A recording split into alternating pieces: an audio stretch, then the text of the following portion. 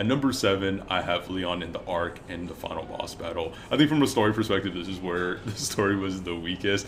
Why are we fighting this dude?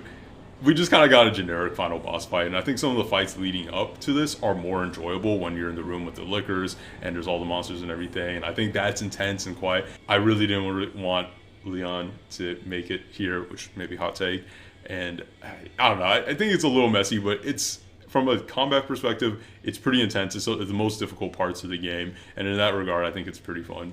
Number 6, we have Leon when he first enters the arc, which includes him fighting the humans, which really fun twist and a different kind of combat feel. Again, not something I like need in a Resident Evil game, but it was fun to kind of change it up for this one level. And of course, the Hunk boss battle, which like can't deny it, is Hunk. Don't be hating. While I don't love the Hunk boss fight, I feel like it kind of ends a little too quick. The atmosphere, the setting, and this build up for that is really intense and enjoyable. At number 5, we have the RPD and kind of the Mr. X boss fight. I mean, for a lot of people, it's probably going to be their favorite, and I think just from a fan service perspective, it's really enjoyable, and I love running through it. The only thing is, it's really brief, and there isn't too much to it. I think the Mr. X boss fight was maybe a little too much fan service, and running away from him didn't feel very intense, but the actual boss fight was extremely enjoyable, and it's just a fun throwback. And number 4 is Leon when he's in the sniper and then runs down to the chapel.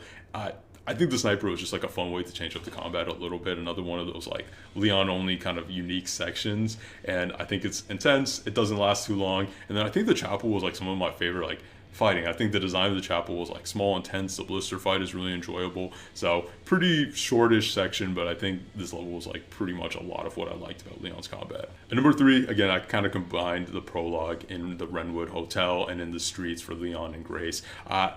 Nothing hits harder than your first time playing as Grace in that in first person, and it's like, I don't know. I was freaking out about every single little sound and everything because you have no idea what to expect. Again, it loses a little bit of its flair on a second playthrough where you can kind of just speedrun it, and there's no real combat for her, but just the intensity, the atmosphere, and the setting with the tone of the game is amazing. And then Leon kind of showing what Leon's going to be doing in this game.